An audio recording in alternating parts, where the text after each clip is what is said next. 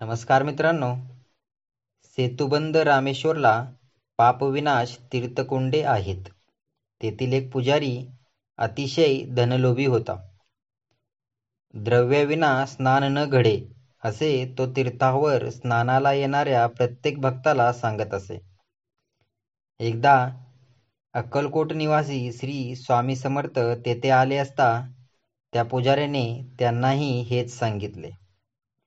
श्री स्वामी समर्थ म्हणाले, आम्ही निर्धन संन्यासी दिगंबर. कोठूनी द्यावा तुम्हासी कर, व्यर्थ किरकिर करू नका. त्यावर पुजारी म्हणाला, धनाविना कोरडे ब्रह्मज्ञान, विद्वता सर्व निरर्थक. त्याच्या म्हणण्याचा अर्थ होता, ज्याच्याजवळ धन त्यालाच पुण्यस्नान घडेल. हे ऐकून श्री स्वामी समर्थ तात्काळ निघून गेले. स्वामी गेल्यावर अचानक त्या तीर्थकुंडात पुष्कळ किडे पडले आणि पाण्याला दुर्गंधी येऊ लागली. या दुर्गंधीमुळे कोणीही भाविक तेथे स्नान करू शकत नसे. त्यामुळे त्या पुजाऱ्याचे तीर्थकुंडातील पुण्यस्नानापासून मिळणारे उत्पन्न पूर्ण बुडाले. पुजाऱ्याने अनेक उपाय योजले, पण सर्व व्यर्थ ठरले. कंटाळून हा पुजारी शृंगेरी मठाच्या शंकराचार्यांकडे गेला आणि त्यांना घडलेला सर्व वृत्तांत सांगितला. आचार्यांनी योगसमाधी लावली आणि त्यांना खरा प्रकार समजला.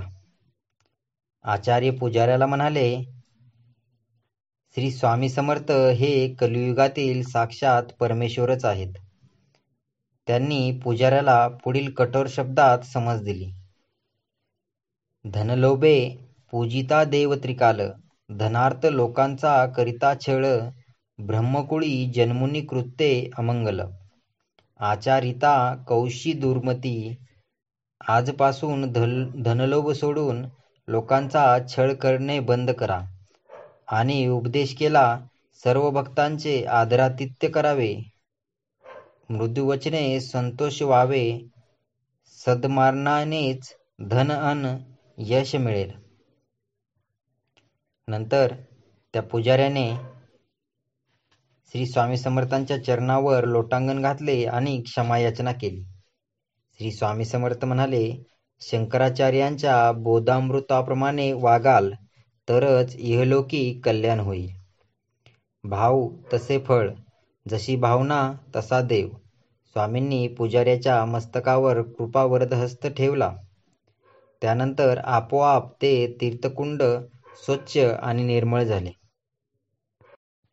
पुजाऱ्याने वर्तन पलटले.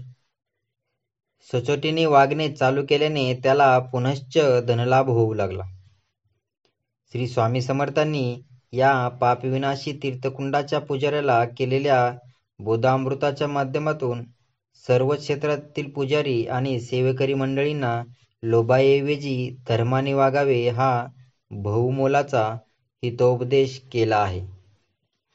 श्री स्वामी समर्थ महाराज की जय.